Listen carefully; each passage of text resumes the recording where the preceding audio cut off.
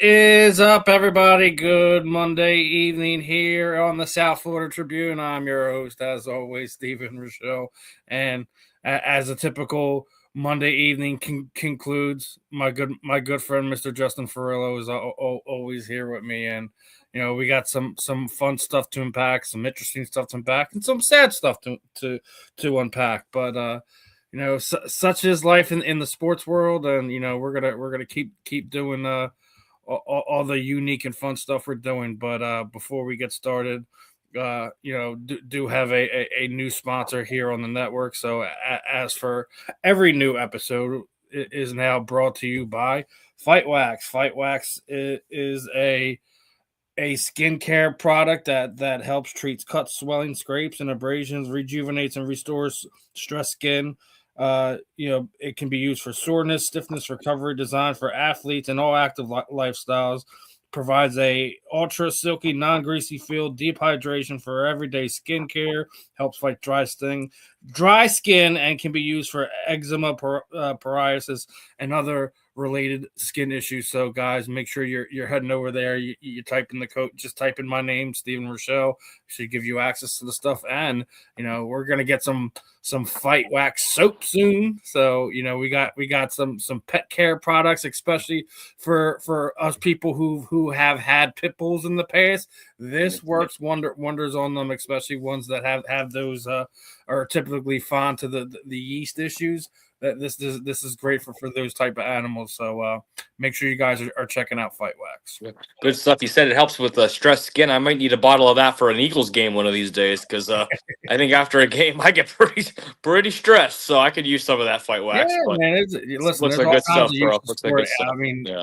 But see, you also work out and stuff like that, and you get like cuts, abrasions. No. I mean, and also my hands, I have a bunch of calluses on them and shit. I mean, yeah, I would probably, if I had it on me right now, I would definitely use it. So shout out to Fight Wax for sponsoring us. I can definitely hook you up with some. I'll talk to Link and see if we can we can hit you with the discount, so we can.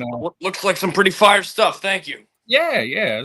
Listen, I'm all about sharing the knowledge, sharing the wealth, and passing on some information. And speaking of passing on, we're gonna have to have the heavy hearts to kind of start the show. Anyone who's been an Eagles fan long enough knows Kevin Johnson. Unfortunately, he was dealing with a lot of mental health issues. It was believed that CTE led to a situation where he was homeless. He was in a homeless encampment, and he was murdered, for all lack of a better term.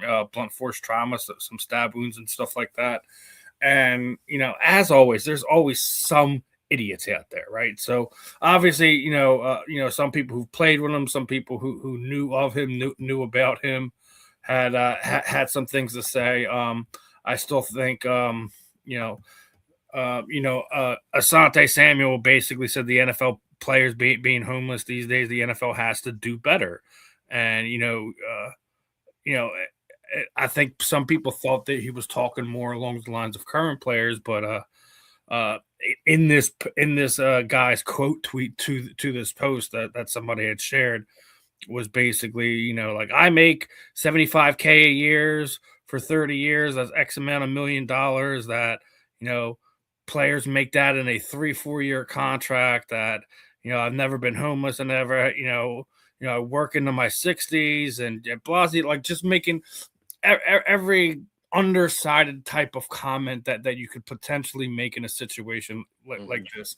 If you go and look up his career earnings in the NFL, was barely even $500K. Mm-hmm. He played in those mid 90s. It was before the money really started flowing in for the league minimum really getting up there. So to sit there and make this about a financial issue, when, like I said, the reports that are coming out, it's believed to be the reason why he was homeless was, he had some type of TBI.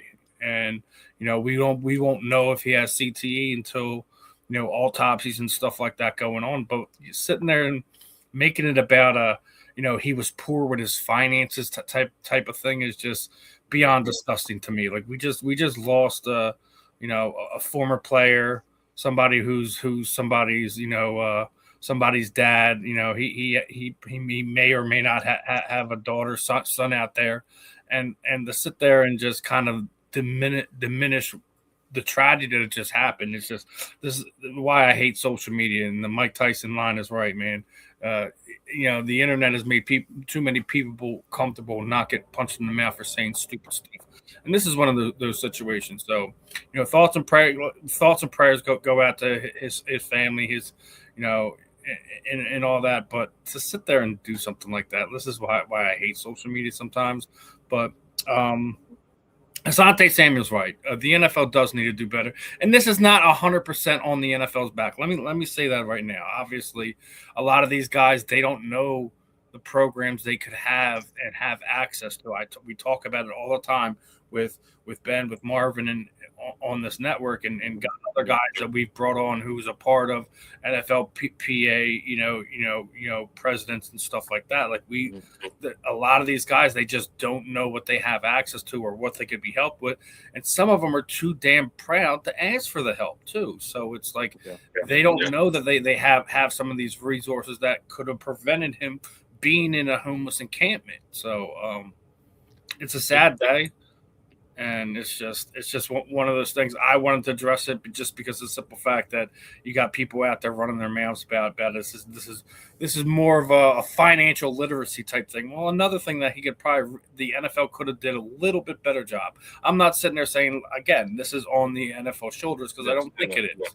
Yeah. But one of those things where I think, you know, former teammates, you know, NFLPA members should be more aware of where some of these guys are at, and to make sure that they have all the resources that they could potentially be using to keep them out of these type of situations. So what are your thoughts? I mean, because obviously that's a lot to unpack, but I mean, you know, I echo obviously what you said, Steve. I mean, I'm heartbroken for him and his family, and it's a terrible loss, terrible tragedy. And I absolutely is praying for his family. I tell you this, when it comes to the aspect of mental health and resources and whatnot, I absolutely think there should be some type of place, a facility, a physical place where NFL players, former and current, can literally go, like a safe haven, almost like your secret safe here type of thing, but we'll help you here, and you can feel welcome here, and you don't have to be afraid here.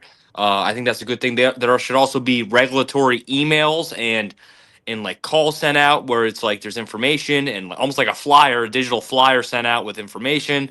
And you know, there should be a guy that money literacy, like they should have a guy that helps, and I think a lot of teams do have this, like a guy that helps with classes and players and whatnot, you know, manage their money and whatnot. But they should, because it is a job at the end of the day. It's not just some fantasy world that we're living in where there's these $1 million athletes. Like, this is a job, a career for them. So like, they need some actual money management skills. You know, a lot of them have it. They're all educated and whatnot, but like, it always helps to have somebody like that. So resources like that, and you know, I mean, just making it is available as possible. You know, because this is unfortunately not the first time we've seen this, and you know, it might not be the last. So we just really want to make sure that if you need help, you can find a place to go get it. Yeah, it's like I said, it's one of these things. I do think they do a lot of symposiums for financial literacy, but like I said, I don't want to attach that to this situation, right?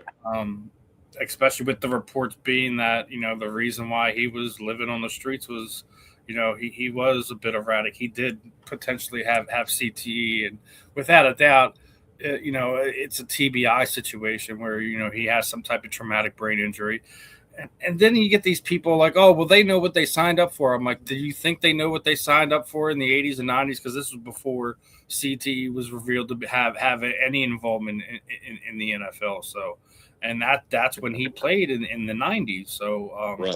I don't know if he knew that's what he signed up for. Yeah.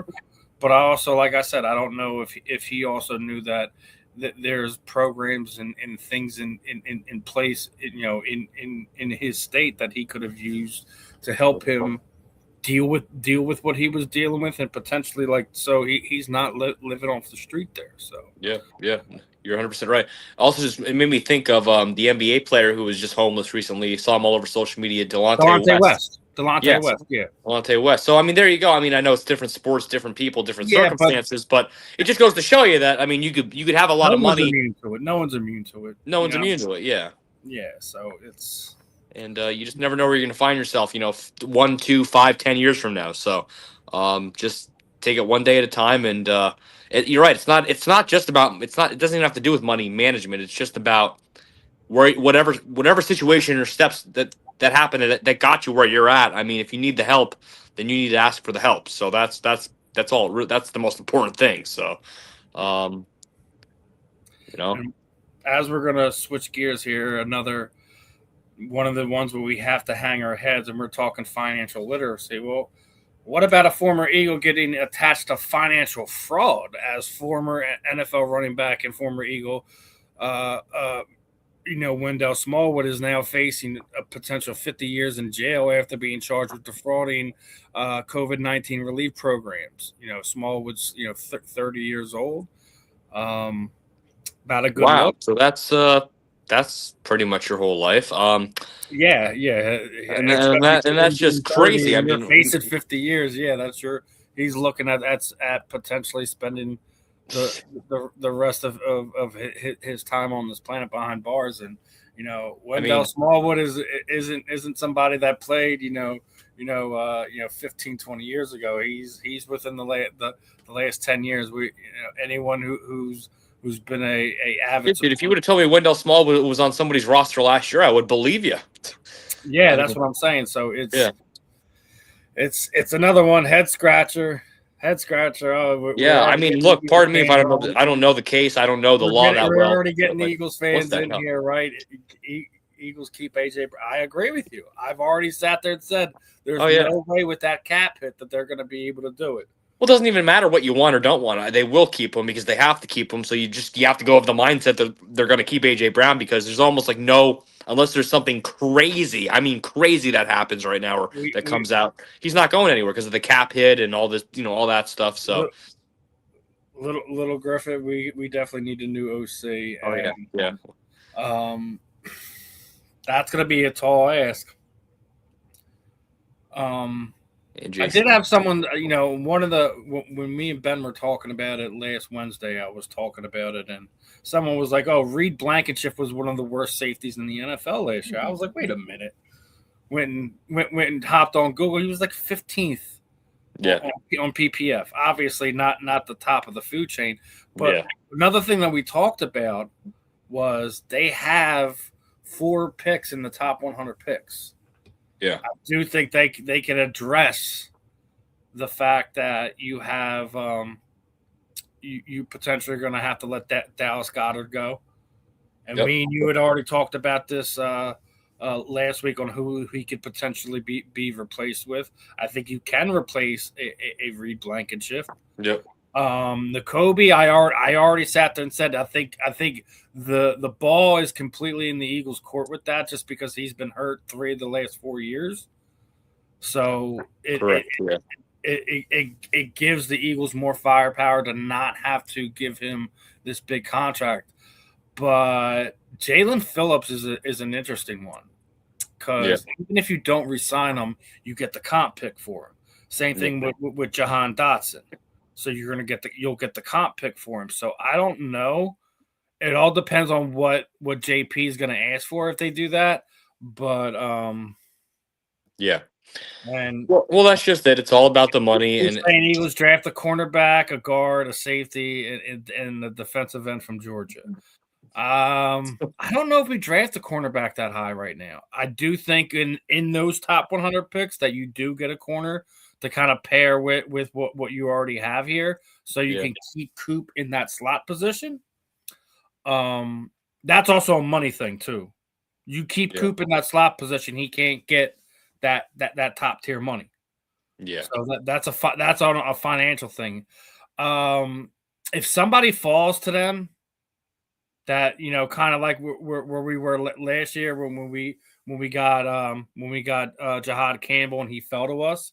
If you get a top guy like that to drop because there's a run on run on quarterbacks or speaking of Jahad, really, really, really quick, Steve, what are your thoughts on him after a full year? I don't think he did enough to sit there and say we can let Reed we can let Nakobe Dean walk, Yeah. because when Jihad was on, he wasn't making the disruptions that Nakobe Dean was making. I think it's one of those things that you do it by committee, by what you have with Zach Bond, by what you have with Nakobe Dean, by what you have with a Jihad Campbell, by what you have with a Jeremiah Trotter Jr.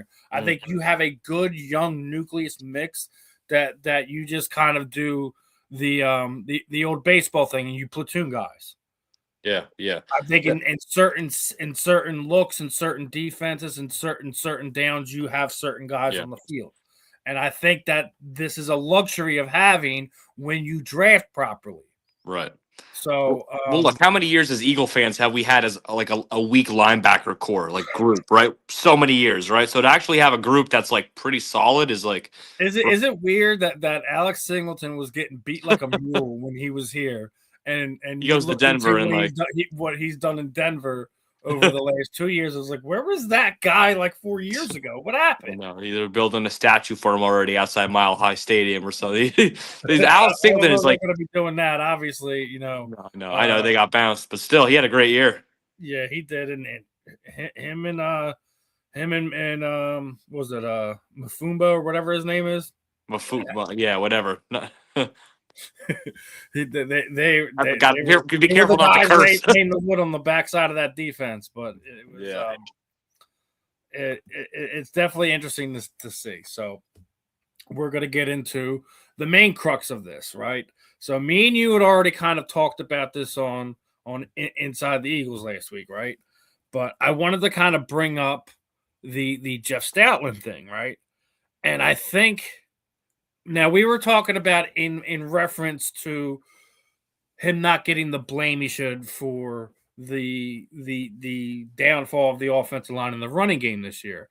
Well, I'm going to go on another note is I think another reason why we haven't signed an offensive coordinator is because Stoutland's there, because he's the run game coordinator, because he's a guy being retained. I don't have a problem with him still being basically, the coordinator for the offensive lineman. I don't have a problem. I don't think he should be removed from that. But being as how terrible both the line was and the running game was last year, he shouldn't be the run game coordinator. And when you bring in a brand new offensive coordinator from outside of your building, they want to have to be able the ability to hire a pass game coordinator, to hire a run game coordinator. And I'm asking you, do you feel like Stoutland is actually the holdup on why we haven't signed a coordinator? Because everyone else will say, "Oh, it's Jalen's fault. It's AJ's fault." I've heard it's the fans' fault for egging Patullo's house. I've heard every other name under the sun, but Jeff Stoutland is one of the guys that has been retained. So you have to sit there and wonder if by keeping him as the run game coordinator, is he one of the reasons why you haven't signed one of these guys that have been targeted? Well, I mean, look, it's certainly very possibly true. I think that the fact that the Eagles do consider, Stoutland University and he's a legend and he's, blah blah blah.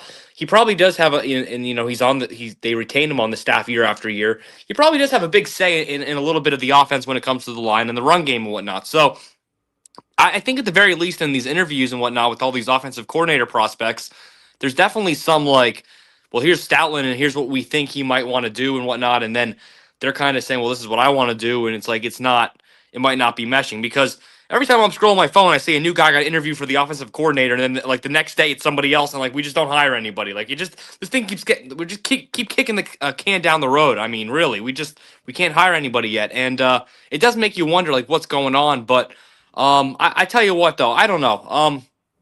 I mean, is just an offensive line guy mostly? I mean, I know he's run game last year, whatever, but just really an offensive line coach that much of a holdup for an offensive coordinator? I mean, really? I mean, but he could be, because we know how this organization works. They give a lot of our Big Dom security guy is the most famous guy on the team. I mean, it's just it's the way this team kind of operates. It's funny, right? Like power is we're a culture, but we stick. We like who we like, and we stand by who we stand by, right? So, that's a good point. Is it true? I don't know. Maybe 50-50, but it very well could be. So I don't know. So the other side of this now, while I was sitting there naming off to you all those all the media reasons and the fans' reasons why they believe we're not so. Greg Olson's comments were absolutely great. Like, if I'm an offensive play caller, I'm doing everything in my power to get that job. Yep. I want the call plays for Philadelphia. It's a great job. I mean, you literally have, for what everyone basically says, is a super team on offense. If you ask anyone outside of Philadelphia, it's a super team, right? Jalen is being carried by the super team. The super team is hiding his deficiencies. I agree with what Greg Olson says, because we've already heard Philadelphia is not a desirable destination. What do you mean? How's the offensive coordinator not a desirable destination? Because at least 2 out of the last 5 years that position has gotten whoever was in that place a head coaching job in this league. Yes. Steichen is still the head coach in Indianapolis. Kellen Moore. Yeah. You still got Kellen Moore down there in New Orleans, and he did more than an admirable job with a horrendous cap situation and a horrendous freaking roster. Yeah, exactly. Yeah. I don't think the national look that Philadelphia is not a desirable destination for any offensive coordinator is untrue. What I think is kind of going on is the Buffalo job opened up, right? Yeah. Then you have the Miami job opened up, and now after they've already filled that, now the offensive coordinator position needs to be filled there. So other places you think that weren't going to need positions are now pulling guys. So because we might have all the fancy names and stuff, but you're still an OC at the end of the day. Me and you already talked about. So I don't want, like, outside of, I've already said I don't want Jim Bob Cooter here. I really don't want Jim Bob Cooter here. Yeah, other than all the jokes we're gonna make when he gets hired. I mean, obviously, most of the Moose was having a field day the other day. Most of the teenage men are going to be making jokes on it, and apparently, so some of the women are too. But and apparently, 30-year-old guys like myself too. It's a 31-year. Listen, there's going to be there's going to be jokes galore if he winds up getting hired as the offensive coordinator here in Philadelphia. But even a couple of the guys that I thought that could be have kind of removed their names from even leaving their current position where they're at. So it leaves you in a situation. I am adamant I don't want anyone in house. I'm also adamant I don't want somebody that wants to leave after the season, regardless if you get a deep playoff run, a Super Bowl berth, Super Bowl win, etc. I want whoever's going to be here is going to be with Jalen for the next 2 to 3 years. That's what I want. You need to give him some consistency. I'm going to continue to beat that drum, and there's nothing anyone's going to tell me any differently about that. So. What are your thoughts? Like, who do you think we wound up at the end? Do you really think it's going to be Jim Bob Cooter, or is there? Well, I'll tell you what. There's an old expression that I know you, Steve, know, and a lot of viewers will know. It goes, where there's smoke, there's fire, right? And I don't know, man. I keep scrolling my feed, and there is a lot of these reports that we're going to hire Jim Bob Cooter. It just seems like what it's good. It just sounds like he's the guy, but. Then I also see these other reports that these other names are still popping up, and this thing is like, it's like we're on like a freaking like a counter. Like, get your counter on the kitchen counter going. You know what I mean? How many days that we haven't hired an OC yet? I mean, really, we're at like. I don't think it matters when. I honestly think it's probably somebody on the remaining 2 teams' rosters. I think it's someone either in New England or Seattle is probably. Why? Because that's probably the one that they're looking for. You know, good point. Very well could be. Yeah. I honestly think it's Seattle's offensive coordinator. I honestly do. I think that's the guy that it's going to be. Or actually, that's me willing it into reality. You want the Seattle offensive coordinator? I got you. Well, no, I mean, look, like, we gotta get off of Philadelphia just for a brief second, because. What Sam Darnold has done in the last 2 years is remarkable. if he's not the comeback player of the year, I don't know who else could be, because his comeback story he should have been it last year. It wasn't. Yeah. So I remember Sam Darnold's days with the Jets were just atrocious. They was calling him a bust. He was this, he was that. But it was the Jets. Like, yeah. listen, they've ruined every quarterback that has gone through there. Yeah. Ever. Outside. Yeah. After Namath won in Yeah. the 70s, name me a quarterback that's played well there. Yeah. Hell, even Aaron Rodgers had a terrible year there, and then he took the freaking Michael Vick died there. Yeah. Everyone forgets about that. Michael Vick died a Jet. Yeah. When I say die, meaning his professional career as a quarterback. I'm not. I know. So Brett Favre and Aaron Rodgers both took teams other than the Packers to the playoffs after they had stints with the Jets. That's how bad the Jets are. I mean, Boomer Esiason died there. I mean, Antonio Brown's career died there. You remember he took his shirt off and ran off the field there? As he wasn't even a Jet, but it's just. So, I mean, listen. I get what you're saying. But I mean, spent a year in Carolina. What wasn't the greatest situation was technically everyone's talking about. Oh, this this is the first quarterback from the 2018 draft to make it to the Super Bowl. Nuh-uh. He did it 2 years ago when he was the backup for the San Francisco 49ers. Everyone forgets about that. Oh yeah, yeah. So then after he left the Niners after the Super Bowl loss, he goes over to Minnesota, does what he did last year, and for everyone that sat there and said he was going to do all this stuff and he was going to turn over, he was going to turn into a pumpkin, all this other stuff. Sam Darnold stood up and did what he was supposed to do. So, yeah. And I'm going to say right now, I think Seattle wins the Super Bowl. I do. From what I seen, what I seen from Drake May against that defense there in Denver, you think you're going to get any easier work from Seattle? I think he's going to be a deer in the headlights. You got the second year kid going against the grizzled veteran there. I like their defense. I think Seattle does it. I'm going to go away. Little revenge factor for Super Bowl 49, the Malcolm Butler game, right? Exactly. I mean, think about that. If that was us, if we're Seattle Seahawks fans, how bad would we want? We just had it. We had the revenge with the Chiefs last year, so we know what it's like. That when we got the Patriots for the second time, it was before. So I mean, we've had it twice. Yeah, there you go. Exactly. So it's one of these things, man. Like, listen, I like Seattle. I think their defense is playing well. I'm not sitting there saying New England's incapable of winning that game, but I like the veteran there. I do. It's Drake May. I was actually a little on the fence. I was actually leaning towards the upset by going with the Patriots, but then I was actually just talking myself out of it there. I was just talking with you, and I think I'm going to go with Seattle. But I'm there's still some. I guess I made the case for you there. Yeah, I mean, I was, but I'm a lot more closer than maybe you are on it. I don't know. Yeah. Because you just don't know, man. But I do hear you, and I think Seattle's going to probably pull it off. I like that. The more I think about it, listen, I think they have the better defense. I think they have the more dangerous offense. Yeah, because it's not just not taking anything away from Drake May, but listen, when first playoff run, he's literally had the easiest path. Yeah. To it, right? Yeah. So, yeah. I know. I've seen the memes. It was like the Mickey Mouse goofy Super Bowl run for the Patriots. And it's like, play this, play to hurt this guy, play nobody with above this record, play this with this. I mean, how often do you have a game where a quarterback has 7 turnovers to put you into the championship game?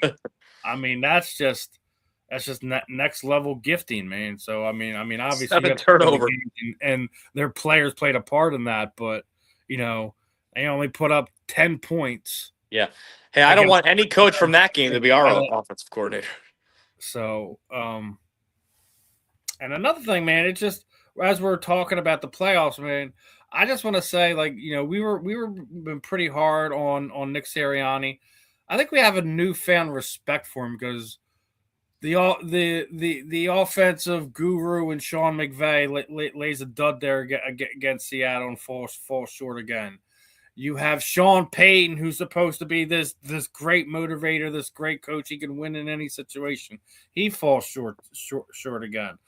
And that was another reason why he got ran out of there in New Orleans, is that they would have all these playoff appearances with these great teams, and they'd fall short. Outside of the lone Super Bowl win that he got with Drew Brees, it's been overhyped and underdelivered. So I gotta say that I think we're, despite the fact that we do it by having the strong coordinator to match with what you have with Sirianni, but it's not like anyone hasn't had strong coordinators underneath them to help project them into championship winning situations. Bill Walsh had Belichick, or not Bill Walsh, but Bill Parcells had Belichick. Yep. Like. Yep. Everyone forgets about that. I know, right? Yeah, and I'm pretty sure, didn't at one point they have Nick Saban and Bill Belichick on the staff, like as assistants? They were coaches on. You got to do some research on that, but they were assistants for like a half a year in Cleveland, I think, together on the same team. Nick Saban and Bill Belichick. Go figure that out. Oh man! So I mean, you need to have good assistant coaches underneath you to help project you into that tier. So we'll see what happens in 2 weeks when New England takes on Seattle, who's who and what's what. But it's one of those things in here. I think it's going to be after that game is we get our coordinator. I could be wrong. Yeah. Well, hey, then if that happens, you're probably right, because that'd be a whole nother 2 weeks or something. So yeah, man, that's just. Well, yeah, you already have the sports talk radio nuts and the fans going stir crazy already. Are like, we're missing out on the best of the best. Maybe the best is still out there, guys. Relax. Yes. It's not like we're in the March and we still haven't signed an offensive coordinator yet. Okay. Right. Hey, man, I've been saying it for forever. I want Nick Foles as the offensive coordinator. Oh boy. That's almost as bad as Philip Rivers getting a head coaching interview for the Bills. I mean, obviously he removed himself from the running after the fact, but the fact that he was brought in for an interview for the Bills is beyond me. Oh, wow. Well, you saw that Bills press conference. They don't exactly look like they have it together right now. So they're a hot dumpster fire. The scapegoat there. I don't care what anyone says. He's the scapegoat right now. I see. I mean, granted, he was 8-8 in the playoffs. It's you can't talk that away. But when your quarterback again has turnovers like that in the positions he had right there, I don't know how you blame that on the head coach. So yeah, well, it's a shame McDermott's a defensive guy, or we'd scoop him up for the offensive coordinator position. He was already here for a period of time. People forget about that. No, I do. I remember that. I do remember that. Mm-hmm. But he is a defensive guy, though. That's the only problem. Yeah. So there's no point. We already got that side lined up. So looking for offense, folks. Looking for offense. Yes, sir. We're looking for an offensive coordinator. I stand on my word here. He's whoever he is. He's either coaching for New England or he's coaching for Seattle right now, and I think that's where it's going to be. You can have someone come back and tell me how wrong I am in a few weeks, but we'll see about that. Now, as far as other things, I wanted to touch on some basketball stuff and a quick few baseball topics, and then we'll get on out of here. It has came to my attention. Obviously, we were very hard on Joel the first few months of the season, talking about where we could package him up for trades and everything like that. Do you realize Joel Embiid is the third fastest center in the NBA to reach 200 career 30-point games, only trailing two Hall of Famers, which would obviously be Wilt the Stilt Chamberlain and Kareem Abdul-Jabbar? Do we under respect Joel here? Like, or are we just overly hard on him because he's just goofy and he's Joel at times? Well, I mean, you said he's the third fastest to get to that number. And I'll tell you what, Steve, he'd be the first fastest if he could just stay healthy. But All right, no jokes, because that's the whole point of your question. Your whole point is, are we too hard on Joel Embiid? And I just made a joke about it. So I think that's the whole point. Is well, I mean, it's perspective, right? I mean, does he get a lot of the blame and a lot of the ridicule and the jokes and whatnot? Yes, but I mean, he also, I mean, he's just, you don't wish bad health on anybody, so it's not like he's done it like out of his own fault. But the guy has had a lot of injuries, and he's just not healthy all the time. So it's like, do we under respect him though? I mean, look, I mean, I think when he's healthy, I mean, he's like one of the best players in the league. I think he's a borderline talent wise. I mean, he's a Hall of Fame player. I mean, you look at it like that. So, um, but he just needs. He doesn't even need to win a championship. He just needs to kind of get on the doorstep of it and then start getting some more like legacy points, But he needs to Those just he legacy needs to type games. And here's another yeah. one, right? The only center this season who has 4 consecutive 30-point games, as we were just talking about the 30-point games, as he's the third fastest ever to hit 200, right? Mm-hmm. The only center of the season, and we were just talking about it a few weeks ago. Is he the best center in basketball? And listen, going back to what we were just saying, when healthy, I don't even think it's a question that he's the best center in basketball. Yeah. And he's also like the only player that you have to preface by always saying when healthy. Right? I mean, you don't.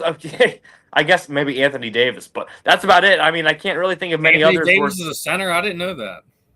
Anthony Davis. Well, he's more of a power forward, I guess. But that's what I'm saying. I know he's played center, and then when Yeah. he was with the Lakers, they made him a center, but I don't think he's a center. All right, on second thought, Joel Embiid is the only player you have to preface by saying when healthy. But And I think the only other person to really do, I think, that guy down there in San Antonio, he needs to get a few more years under his belt. I think he's Wemby, amazing.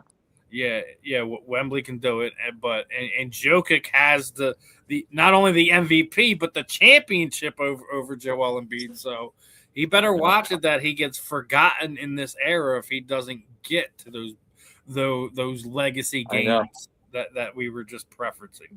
Now, talked enough a little bit of Joel Embiid. We do got to give our boy Tyrese Maxey some love because I don't know if you've seen after his All-Star announcement came the fact that he's getting ready to launch his own shoe with New Balance. Is this the first time you might actually go and buy a shoe that has been preferenced with a Sixer star since the Allen Iverson shoes? Yeah, I mean, you gotta go get some Maxies when they come out, Justin.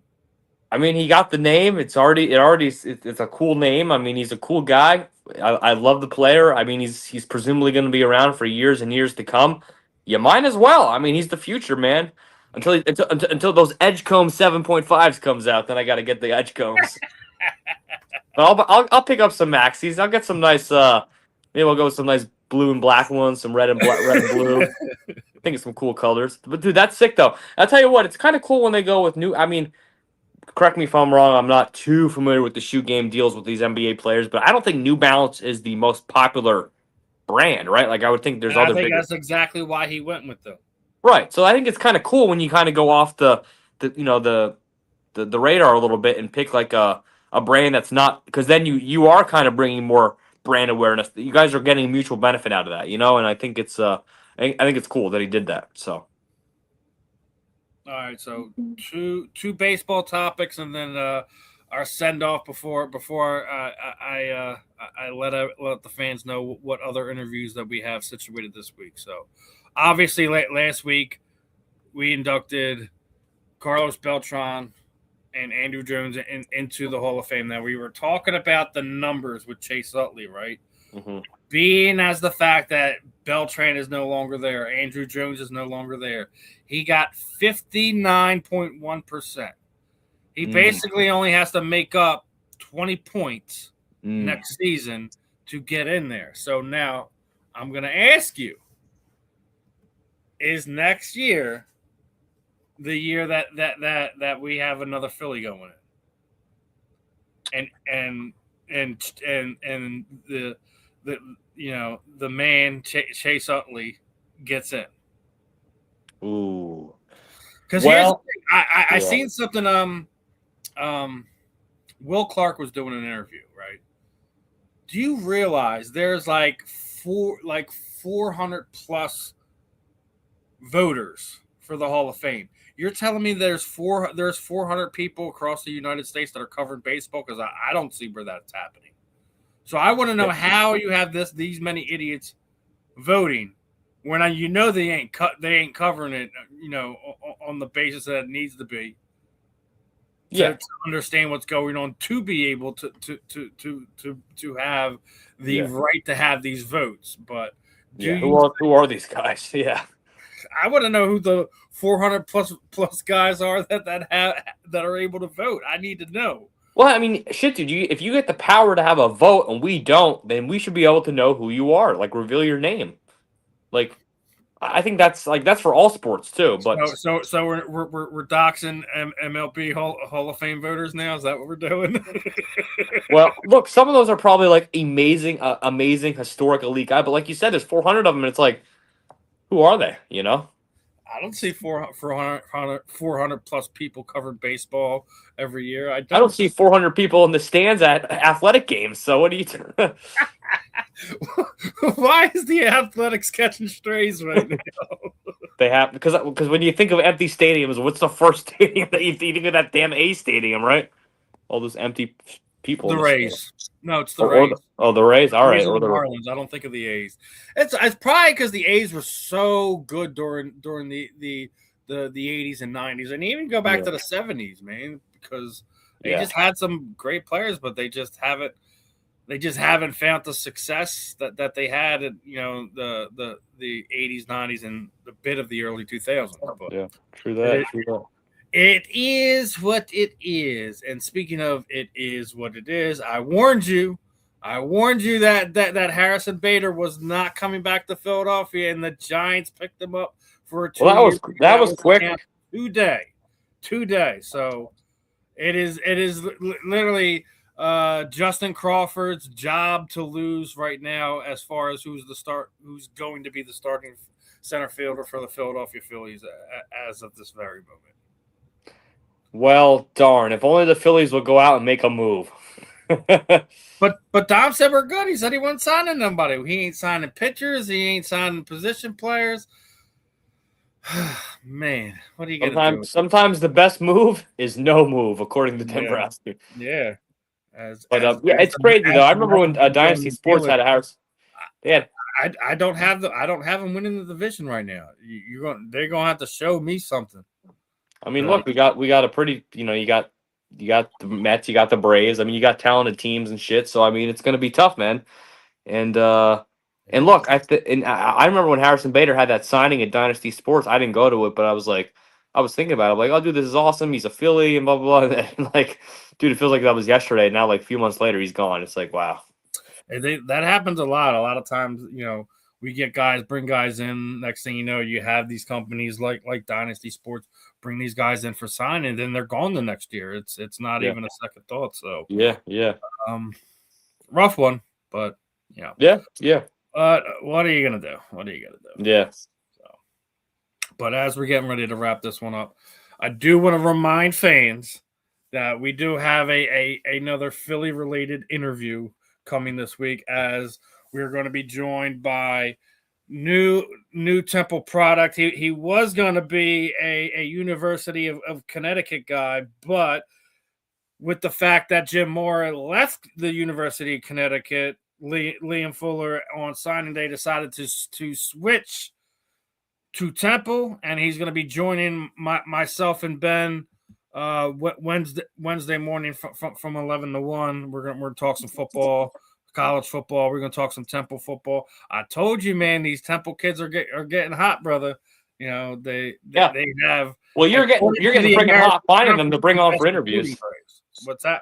I said you're getting pretty hot finding them for interviews to bring them on here, dude. You keep finding all these Temple people. I try to talk to everybody. I want to I don't care if it's Temple, if it's if it's Oregon, if it's Cal, if it's UCLA, USC, Tennessee. I don't care where they're from.